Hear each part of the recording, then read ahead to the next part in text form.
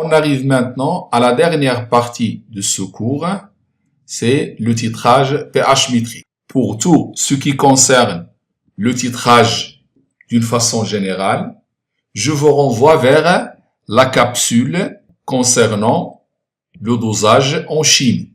Vous allez voir son lien apparaître sur la vidéo à droite en haut. Première chose à connaître, l'objectif d'un titrage. L'objectif du titrage est de retrouver la concentration d'une solution acide ou basique, c'est-à-dire de calculer soit Ca, la concentration d'une solution acide, ou bien Cb, la concentration d'une solution basique. Deuxième point, doser une solution par exemple d'acide consiste à déterminer la concentration de cet acide dans cette solution. Si on vous dit dans un exercice on dose un acide, l'objectif final, c'est calculer la concentration de cet acide dans la solution. Si on dit doser une solution basique, ça revient à calculer la concentration de cette base dans la solution. Le point le plus important dans un titrage, c'est le point d'équivalence. À retenir la définition suivante, il y a équivalence lorsque les réactifs sont mélangés dans les proportions stoichiométriques de la réaction de dosage. Autrement dit, à l'équivalence, les réactifs sont tous des réactifs limitants, que ce soit l'espèce titrante ou bien l'espèce titrée. Au cours du dosage, il y a une réaction chimique. Cette réaction possède les propriétés suivantes. Elle doit être rapide, totale et unique. Donc, une réaction qui ne satisfait pas ces trois conditions n'est pas une réaction de dosage. Si par exemple on vous demande dans un exercice montrer que cette réaction est une réaction de dosage, allez calculer la constante d'équilibre de cette réaction et vous allez voir que cette constante elle est très supérieure à 10 puissance 4, ce qui la rend totale. Donc si cette réaction est totale, alors il peut servir comme réaction de dosage. La deuxième chose à savoir, c'est le montage et le principe du dosage. On a besoin d'une burette graduée. Cette burette, il contient la solution titrante à l'intérieur. Donc la solution qui existe dans la burette, on connaît sa concentration. Puis on a besoin d'un bécher qui contient la solution titrée. Donc la solution qui est dans le bécher a une concentration inconnue. Puis on a besoin d'un agitateur magnétique. Et cet agitateur va faire bouger un turbulent pour homogénéiser la solution. Et pour poursuivre ce dosage en mesurant le pH de la solution dans le bécher, on introduit dans le bécher une électrode du pH mètre. Et comme ça, au fur et à mesure qu'on ajoute la solution titrante, le pH varie et on le note à partir du pH mètre. Ce montage, il est parfois demandé dans les exercices, ou bien on nous demande de mettre la notation du schéma, c'est-à-dire de donner le nom de chaque constituant de ce montage. On peut dire que au cours de ce dosage, il y a variation du pH de la solution qui est dans le bécher. Comment on détermine la concentration d'un acide? Par exemple, je dose un acide, comment on détermine sa concentration? Ça restera le même principe même si on dose une base. Première chose à faire, il faut savoir que à l'équivalence, les deux espèces titrantes et titrées sont des réactifs limitants. C'est-à-dire à l'équivalence, les deux espèces sont mélangées en proportions stoichiométriques.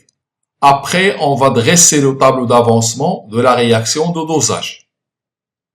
Ici, j'ai un acide qui réagit avec une base pour donner la base conjuguée de l'acide et l'acide conjugué de la base. Les trois lignes correspondent à l'état initial, l'état intermédiaire et l'état d'équivalence. À l'état initial, j'ai la quantité de matière d'acide Na qui est égale à CaVa. Et la quantité de matière de la base NB, CB fois VB.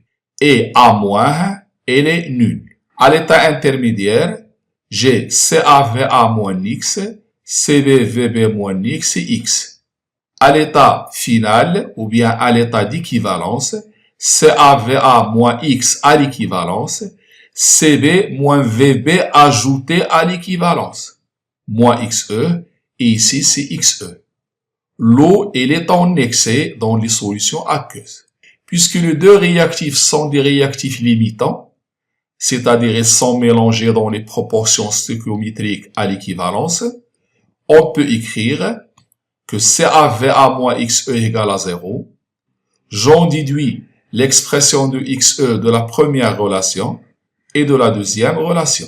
Donc, le CaVa égale au Cb fois Vbe.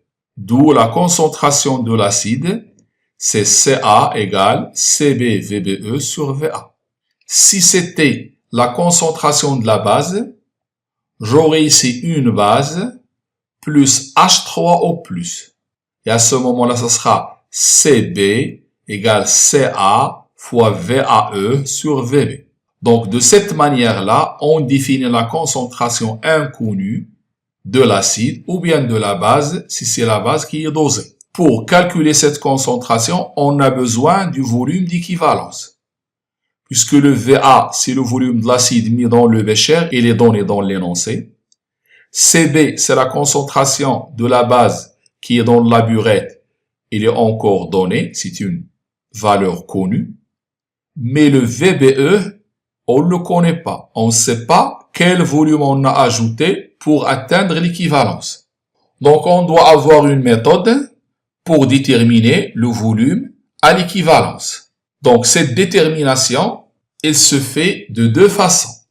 La première façon, par la méthode des tangentes.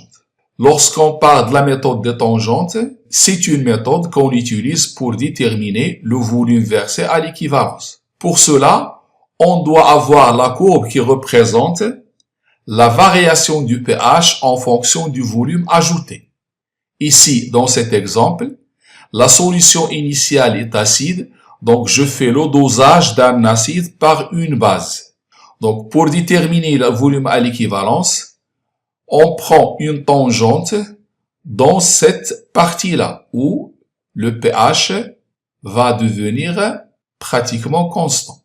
Je trace cette tangente que j'appelle T1 et une autre tangente parallèle à T1 dans la partie équivalente à cette partie. On l'appelle T2. Après, je prends une règle et je mesure la distance qui sépare T1 et T2. Je divise cette distance par 2 et je fais passer une droite au milieu de ce segment. Cette droite D coupe la courbe en un point appelé point d'équivalence. La projection de ce point sur l'axe des X me donne le volume à l'équivalence. Et sa projection sur l'axe des Y me donne la valeur du pH à l'équivalence. Donc, avec cette méthode, je peux déterminer le volume ajouté à l'équivalence et faire le calcul précédent. Il y a une deuxième méthode qu'on appelle la méthode de la courbe dérivée. La méthode de la courbe dérivée, au lieu de tracer la courbe qui donne les variations du pH en fonction du volume, on trace la dérivée du pH par rapport au volume. Elle a cette allure lorsque je fais le dosage d'un acide par une base. Ça veut dire que la courbe dérivée possède un maximum. La projection de ce maximum sur l'axe du volume me donne le volume à l'équivalence. Si je fais le dosage d'une base, c'est-à-dire que le pH initial, il est basique. Je prends une base sur laquelle j'ajoute un acide. Le pH diminue progressivement. Je peux utiliser la méthode des tangentes pour déterminer le point d'équivalence de la même manière que précédemment. Mais aussi on peut utiliser la courbe dérivée, c'est celle-là. C'est le dpH sur dv. Cette courbe possède un minimum ce minimum correspond au volume d'équivalence. Donc, d'une façon générale, si j'ai la courbe dérivée, son extrémum correspond au volume à l'équivalence. Donc, soit l'abscisse du maximum ou bien l'abscisse du minimum correspond à l'équivalence. L'abscisse de l'extrémum de cette courbe représente ou bien correspond à VE. On peut utiliser aussi un dosage colorimétrique. Je vous renvoie vers la capsule de dosage. Ce dosage colorimétrique ne nécessite pas un pH mètre, c'est-à-dire son montage est identique au précédent, mais sans pH mètre. Pour cela, on doit rajouter quelques gouttes d'un indicateur coloré dans le bécher. Et l'équivalence, elle est détectée par un changement de coloration.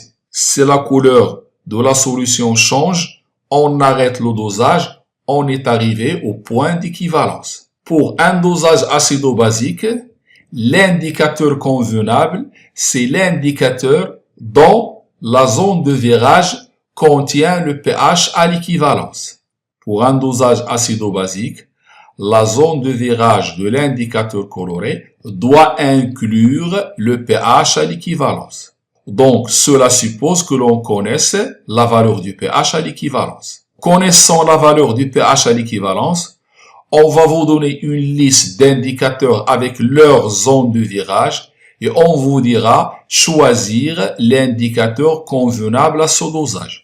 Il faut choisir l'indicateur dont la zone de virage contient le pH à l'équivalence. Le schéma suivant me donne deux indicateurs, un qui est convenable au dosage et l'autre non convenable. Donc le point d'équivalence se trouve ici. Cet indicateur coloré change de couleur dans cette zone et cette zone contient le point d'équivalence. Donc c'est un indicateur convenable. Alors que celui-là ne changera de couleur que lorsqu'on dépasse le point d'équivalence. Donc c'est pas un indicateur coloré convenable. La seule question dans cette partie, c'est connaissant le pH à l'équivalence, on vous demandera de choisir l'indicateur convenable, connaissant la zone de virage.